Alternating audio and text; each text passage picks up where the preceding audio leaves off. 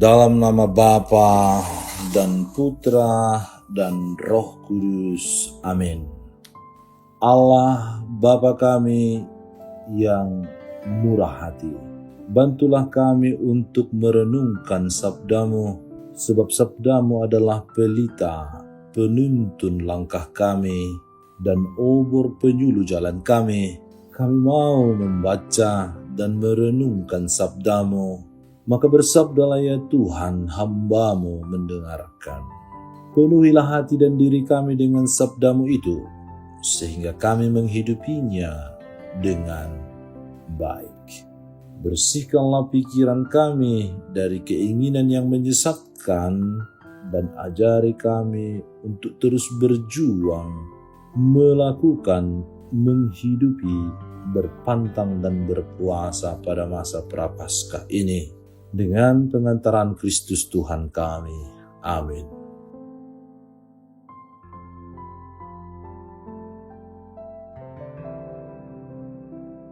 Tuhan bersamamu dan bersama rohmu.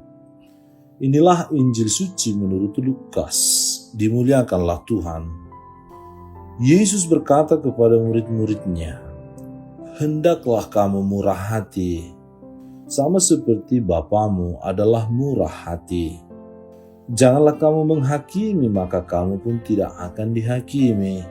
Dan janganlah kamu menghukum, maka kamu pun tidak akan dihukum. Ampunilah dan kamu akan diampuni. Berilah dan kamu akan diberi. Suatu takaran yang baik, yang dipadatkan, yang digoncang dan yang tumpah keluar akan dicurahkan ke dalam ribaanmu. Sebab ukuran yang kamu pakai untuk mengukur akan diukurkan kepadamu." Demikianlah sabda Tuhan. Terpujilah Kristus. Saudara-saudari terkasih dalam Kristus Yesus, sabda Tuhan yang barusan kita dengar menceritakan percakapan Yesus bersama murid-muridnya. Percakapan mereka menyangkut kepribadian untuk menjadi seorang murid. Hal ini tampak dalam sikap dan tindakan para murid yang mengikuti Yesus, terutama dalam pelayanannya. Yesus mengatakan kepada mereka yang menjadi muridnya, "Hendaklah kamu murah hati, sama seperti Bapamu, Allah, Tuhan, yang adalah murah hati." Konsekuensi dari murah hati, sifat yang dimiliki oleh Allah ini mau melukiskan bahwa pribadi Allah sesungguhnya pribadi yang suka, mudah memberi, tidak pelit. Di dalamnya juga terkandung muatan kasih dan sayang, suka menolong, dan baik hati. Menunjukkan juga sikap, sifat kedermawanan. Murah hati yang dimiliki Allah juga merupakan sikap yang harus dimiliki oleh para murid, yaitu keinginan untuk menghibur mereka yang kesepian, atau memiliki belas kasih kepada sesama sehingga tampak dalam tindakan untuk menolong mereka. Ada kepedulian untuk menciptakan kehidupan para murid menjadi pribadi yang tentram. Murah hati senang membantu, berperilaku lembut, hormat kepada sesama, kepada orang-orang di sekitar kita. Mau mengurangi penderitaan orang lain, membantu orang yang kesulitan tanpa pamrih. Murah hati tidak perhitungan, apalagi mengungkit-ungkit hal yang telah ia berikan. Nah, saudara-saudari terkasih, murah hati yang diajarkan oleh Yesus yang sama seperti murah hatinya Bapa adalah akan melahirkan sikap-sikap yang baik tentunya.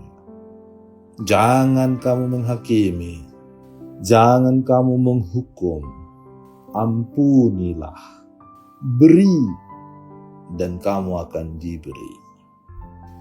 Itulah kriteria yang disampaikan oleh Yesus kepada para muridnya, sehingga semua muridnya menyamai gurunya.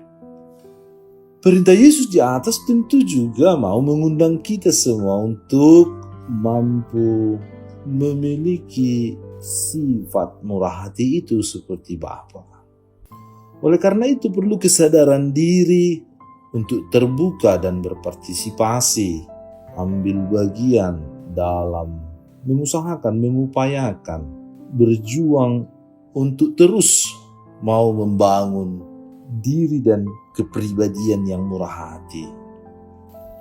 Saudara-saudari terkasih, kita telah memasuki masa Prapaskah di minggu pekan kedua.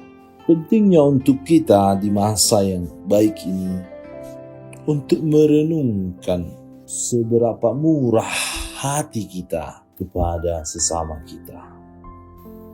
Firman Tuhan hari ini mengajak kita untuk merefleksikan kemurahan hati Allah yang terus mengalir bagai sungai yang tak pernah berhenti mengalir. Yesus juga mengajarkan kita tentang janganlah kamu menghakimi maka kamu pun tidak akan dihakimi. Sangat bisa kita percaya bahwa kita tidak mau dihakimi oleh siapapun, apalagi ketika kita dihakimi secara adil. Dan kalau itu terjadi, kita akan merasa sakit hati, bahkan bisa melakukan hal-hal buruk lain yang tidak kita sukai. Adil dalam berarti mengatakan kebenaran sesuai fakta dan realita dengan bukti-bukti. Tetapi kita tidak bisa menerima itu. Apalagi kalau tidak adil, yang tidak ada menjadi ada. Seperti gosip dan seterusnya. Jangan juga kamu menghukum, maka kamu pun tidak akan dihukum. Ketika kita dihakimi secara tidak adil saja, kita sudah tidak terima. Apalagi kita dihukum dengan tidak adil. Poin terakhir dari Injil Lukas 6:36-38, Allah SAW mengampuni. Ampunilah dan kamu akan diampuni. Pengampunan adalah sebuah tema yang selalu aktual dan relevan bagi semua orang. Seperti saya katakan tadi, di masa Prapaskah pekan kedua ini, Injil hari ini mengajak kita untuk melihat betapa indahnya kemurahan Allah. Sebagai anak-anak Allah, sebagai umat beriman yang mencintai dan mengasihi Yesus, kita dipanggil untuk menjadi sumber berkat bagi orang lain, memancarkan kasih dan kemurahannya. Ketika kita bermurah hati, maka orang lain akan bermurah hati. Ketika kita tidak cepat menghakimi dan menghukum orang, maka orang lain juga tidak akan cepat menghakimi dan menghukum kita. Dan ketika kita mudah mengampuni, maka kita pun akan mudah diampuni. Itulah keutamaan-keutamaan yang diharapkan oleh Yesus untuk kita teladani sebagai murid Tuhan. Saudara-saudari terkasih, semoga kita mampu memilikinya, mengusahakannya, dan berjuang. Kita minta pertolongan Tuhan untuk membantu dan menolong kita, menerangi, mencerahi, menguatkan kita ketika ada tantangan dan persoalan dalam menghidupi, menghayati, dan mempraktekkan apa yang Tuhan kehendaki. Upah kita nanti ketika kita memberi, dan kita pun akan diberi. Berlipat kali ganda, berlimpah-limpah dengan sukacita dan kebahagiaan.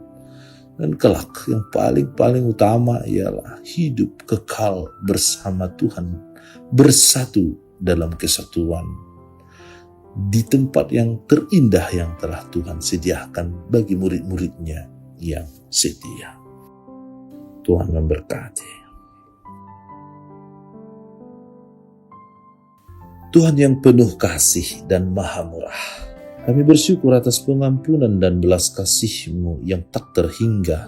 Bantulah kami untuk selalu rendah hati, mengakui dosa-dosa kami, dan memohon ampunan-Mu dengan tulus. Berikanlah kami hati yang penuh kasih, sehingga kami dapat mengampuni sesama kami dan memperlakukan mereka dengan baik. Dengan pengantaraan Kristus Tuhan kami. Allah Bapa kami, penuntun kehidupan.